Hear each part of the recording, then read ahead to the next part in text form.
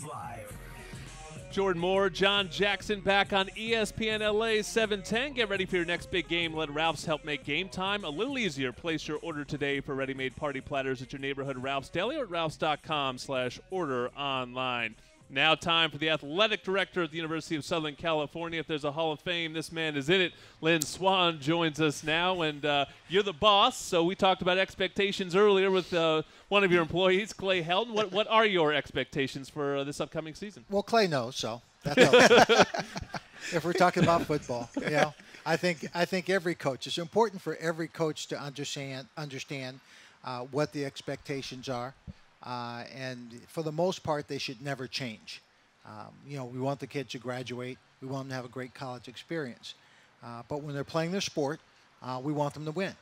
And we want them to be at the top. We think that you can have a great academic institution and have a great competitive athletic department. And I think that's what we have here at the University of Southern California. So our coaches are vying for national championships. Our athletes, the women, are doing extraordinarily well. The men do well. We've got a defending champion in soccer and women's soccer. Joining us next. Good plug, Donnie McAlpine. Yeah, so we've got defending champion in beach volleyball, and Anna Collier has done it 3 years in a row. They've got a reputation. They've got tradition that they've created for beach volleyball, much like we have in football. Yep. And so we'll continue it, move it forward. So every coach understands what their expectations. Just to be clear and answer your question directly when it comes to Clay Helton, Clay and I sit down and we talk often, scheduled meetings and non-scheduled meetings. We are very clear. I'm very clear with Clay what my expectations are. He's very clear with me what his expectations are for his team. We talk about a number of different things, but I don't try and find out or give him suggestions on plays to call. I've got obviously a long football background, but that's not my job. And so we get along extremely well. I'm not trying to bug him about the details of his game, and he's not trying to bug me about the details of my office. That's what I was going to ask you. I mean, because, you've had so much football success, obviously, and, your life has been surrounded by football, and you know football extremely well. How hard is it, though, for you personally to get away or to separate that part to say, hey, I'm going to perform my job and not step on a sport that I know very well? Well, I'm in my wheelhouse with 21 different sports. Okay, in high school, I was a 3-sport athlete, wanted to be a 4-sport athlete, spent time with the gymnastics team when I was at USC. I had a dance background, basketball, track, wanted to play baseball. So being around the athletes, playing volleyball, doing all those kinds of things, it's like I find it fun. I can't compete in soccer. My foot doesn't work that way. What about water polo? So Coach, every water time polo, I see someone I sink. yes, I sink. That's the one that nobody can do. As athletic as you are. But I do have one swimming medal from high school. I swam a medley relay, and I swam the last leg in freestyle, and we won. Didn't hurt to have the 5th best team in the nation in high school, and they gave me a full-length lead before I dove into the pool. But I enjoy all the sports. I enjoy the variety. I got into a shell with the women's crew team last year down at Long Beach Harbor where they train and compete. We have a new crew coach this year, and the girls really love him and like what he's doing. I want them to win. I want them to understand what that feels like. I think they're going to be more physical this year. We have some good athletes there. So I like the idea of being engaged in all the sports. Love to play golf, so both men's and women's golf reports to me. And so last year I had a great chance at being at the NCAA championships for both men and women just outside of Chicago last year. It's a wonderful place for me to be. That's the only reason I want your job. I wish I could have this job. I wish I could have this job right after I finish playing professional football. because I'd be out there working out. I'd be shooting hoops with You're everybody. still out there. I'd be I doing hear it. 6 a.m. You're down there. First guy to open up the McKay Center. Yeah, but it's just a workout. Okay.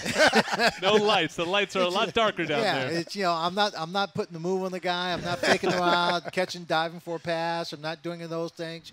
I just ran for the first time in maybe 4 years. How'd that go? I had a hip replaced, and so I don't want to pound it. And I kept thinking, I got to at least push myself to the next level and kind of go back up to where I used to be. And so I actually went out and I ran. And it went fine, but I was not breaking any records. One thing that is under your purview certainly is all this development that's going on in this area. It's just incredible. The new village opened. I wanted to get your take on that. And then, of course, Exposition Park is just exploding, and part of that, obviously, is the Coliseum renovation. What's the latest you can give people? What's the feedback you've gotten, and how is that project going? Oh, the Coliseum project is going well. The University Village is done. Incredible. And it's phenomenal. We'll have a great impact on campus. In addition to changing traffic patterns of students and teachers and folks walking back and forth, but I think it'll work itself out. Playing dodgeball with skateboards and That's right. Frogger, all that kind of thing. The Coliseum project is moving along very well. The fundraising is going well.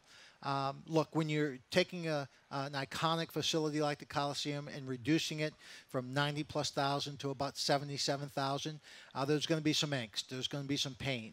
And, we certainly apologize for that, but it's part of the process in trying to build the best facility. So we have an advantage, a home field advantage, and our students and our alumni have a great game day experience. And so we need to move forward in that direction. So we'll try and balance those things out. We're fortunate to have some great alumni here at USC, George Lucas among them, and great donor to the cinema department. Just last summer, the George Lucas Foundation underwrote the chair for the Robin Williams Comedy Chair in the cinema department. George Lucas is building a phenomenal museum right next to the Coliseum. All great news for the community. Jobs being created by University Village, and all these projects that are going on create more economic opportunity for people who live here in Southeast Los Angeles. And so those things will be great. But with that comes a little heartache and a little pain. Yeah. You're going to lose parking spaces for a number. So people who used to park here can't park there. They got to move some other place.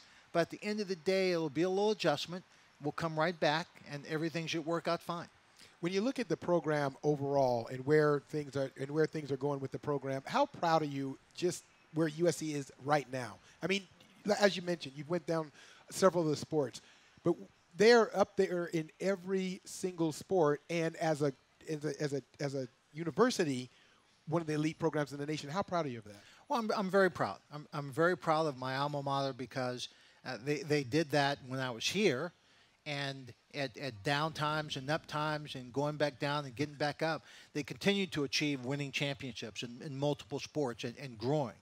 This university has changed dramatically from when I graduated here in 1974. The biggest moment of pride for me is the fact that we do change. We're not the same school.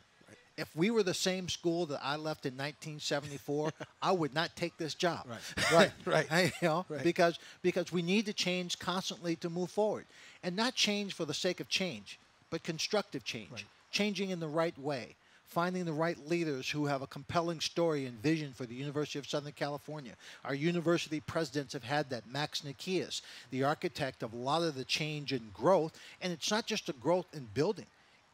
Those buildings represent schools and people and faculty and disciplines and a variety of studies. So we're growing every year academically. We're growing in terms of what we offer to the students, a great international campus. This is a global springboard for anything you want to do. Think about it. Create it. Have it in your mind. There's a teacher on this campus who's willing to give you a toolbox to make it happen. And that goes for our athletes and everybody across the board. So I can't be anything but proud of what this university is. I am proud of the fact that they've accepted me back here, and I'm working with the Annenberg School of Communications. Willow Bay is the new dean there, and so we now have a sports industries minor that she's helped to create. The Marshall School of Business is going to add some classes to it. The dean of the law school, we talked to him about it when I first met him. He got here and he called me up, sent me a text message, said, make sure you call me. We want to help establish that undergrad law school class, contract law, to add to that sports industry school.